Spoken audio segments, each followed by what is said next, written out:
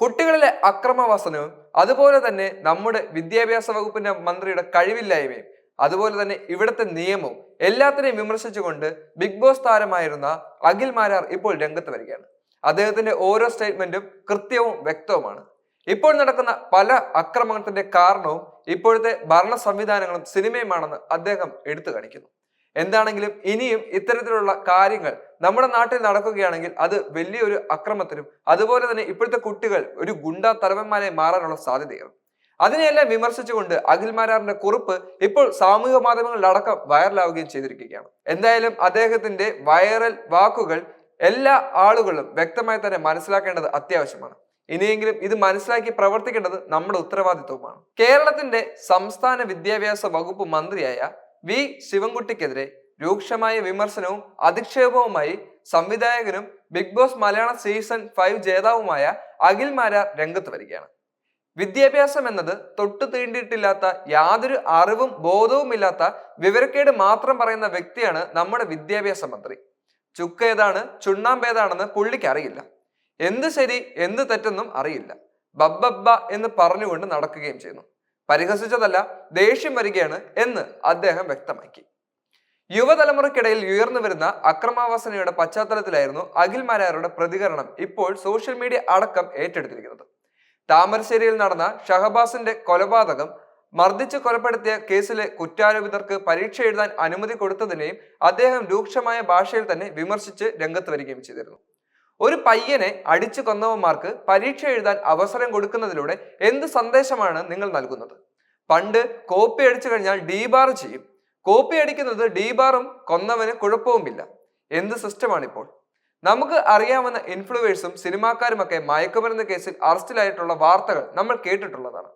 ഇത്തരത്തിൽ അറസ്റ്റിലാകുന്നവരൊക്കെ വളരെ കൂളായി തന്നെ പുറത്തിറങ്ങി നടക്കുന്നുമുണ്ട്.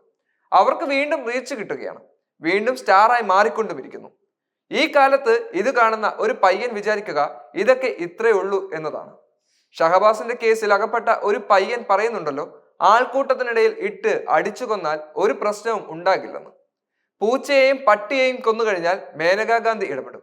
മനുഷ്യനെ കൊല്ലുന്നതാണല്ലോ ഇവിടുത്തെ പ്രധാന പ്രശ്നം. അതിന് യാതൊരു പ്രശ്നവും ഉണ്ടാകത്തുമില്ല. ഇത്തരം മൈൻഡ് സെറ്റിലേക്ക് കുട്ടികൾ എത്തിക്കഴിഞ്ഞു. പണ്ടൊക്കെ സ്കൂളിൽ പഠിക്കുമ്പോൾ അടികൂടും. കൈകൊണ്ടുള്ള ഇടിക്ക് ആഘാതം പറ്റിപ്പോയാൽ അവന്റെ അടുത്ത് പോയിരുന്ന് എന്തെങ്കിലും പറ്റിയോ എന്ന് ചോദിച്ച് നമ്മൾ കരയുമായിരുന്നു. ഒരിക്കൽ ഒരടിയിൽ എൻ്റെ കൈ അറിയാതെ കൂട്ടുകാരന്റെ കണ്ണിൽ കൊണ്ടപ്പോൾ ഞാനും അറിയാതെ ഒന്ന് കരഞ്ഞുപോയി. അങ്ങനത്തെ ഒരു മാനസികാവസ്ഥ നമുക്കുണ്ടായിരുന്നു. എന്നാൽ ഇന്ന് അവന്റെ കണ്ണ് പോയടാ എന്നൊക്കെ എന്ത് കൂളായിട്ടാണ് ഈ കുട്ടികൾ പറയുന്നത്. അങ്ങനെയുള്ളവരെയാണ് ഈ സർക്കാർ പരീക്ഷ എഴുതിക്കുന്നത്. ഇതിലൂടെ മറ്റു കുട്ടികൾക്ക് എന്ത് സന്ദേശമാണ് ലഭിക്കുന്നത്? ദുബായിലേതൊക്കെ പോലെ തെറ്റു ചെയ്താൽ ഭയപ്പെടുന്ന ശിക്ഷ ഇവിടെയും കൊണ്ടുവരണം.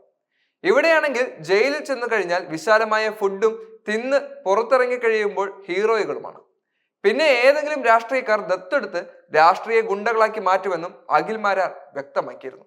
എനിക്കറിയാവുന്ന സിനിമയിലെ ഒരു അസിസ്റ്റന്റ് ഡയറക്ടർ ജീവിക്കാനുള്ള മാർഗവുമായി കൊച്ചിയിലെ ഒരു ഫ്ലാറ്റിലെത്തി. നോക്കുമ്പോൾ ഒരു കുട്ടി വലിയ തരികിടയാണ്. അപ്പോൾ ആ കുട്ടിയുടെ രക്ഷിതാക്കൾ പറഞ്ഞു, ഞങ്ങൾ ആരും പറഞ്ഞാൽ അവൻ കേൾക്കാറില്ല, നീ 2 അടി കൊടുത്ത് അവനെ നന്നാക്കണം. അത് പ്രകാരം അവൻ 2 അടിയും കൊടുത്തു. പിറ്റേ ദിവസം അവൻ സ്കൂളിൽ ചെന്നപ്പോൾ അടി കിട്ടിയ പാട് കാലിലുണ്ടായിരുന്നു. സ്കൂളിൽ നിന്നും ചൈൽഡ് പ്രൊട്ടക്ഷൻ സമിതിക്കാർ അന്ന് ഇടപെട്ടു. ഇതോടെ ഈ പാവം പിടിച്ചവൻ പോക്സോ കേസിൽ 3 മാസം ജയിലിലുമായി. 3 മാസത്തേക്കുള്ള വരുമാനം എന്തെങ്കിലും തരാമെന്ന് പറഞ്ഞതിന് അപ്പുറത്തേക്ക് രക്ഷകർത്താക്കളും നിസ്സഹാരായി നിന്നുപോയി. എന്തായാലും അവൻ പിന്നെ ഏതെങ്കിലും കുട്ടിയെ അടിക്കുമോ എന്നും അഖിൽ മാരാർ ചോദിക്കുന്നുണ്ട്. കൊച്ചിയിൽ ഇന്ന് നടന്ന ഒരു സംഭവത്തെക്കുറിച്ച് ഞാൻ രഹസ്യമായി അറിഞ്ഞിട്ടുണ്ട്. ഒരു കുട്ടിയെ മയക്കുമരുന്നുമായി പിടിച്ചപ്പോൾ രക്ഷിതാക്കൾ ഇടപെട്ട് 2 ലക്ഷം രൂപ കൊടുത്ത് സെറ്റിൽമെന്റ് ചെയ്തത്രേ. ഇതിന്റെ തെളിവ് എന്റെ കയ്യിലുണ്ടോ എന്ന് ചോദിച്ചാൽ എന്റെ കയ്യിൽ തെളിവില്ല. ഒരു വക്കീൽ വിളിച്ച് പറഞ്ഞതാണ് ഈ കാര്യം. ഈ നാടിനെ സംരക്ഷിക്കേണ്ട പോലീസുകാർ സമ്പന്നരായ രക്ഷിതാക്കളിൽ നിന്നും കാശ് വാങ്ങി ഇങ്ങനെ ചെയ്യുമ്പോൾ നമുക്ക് എന്ത് ചെയ്യാൻ സാധിക്കും?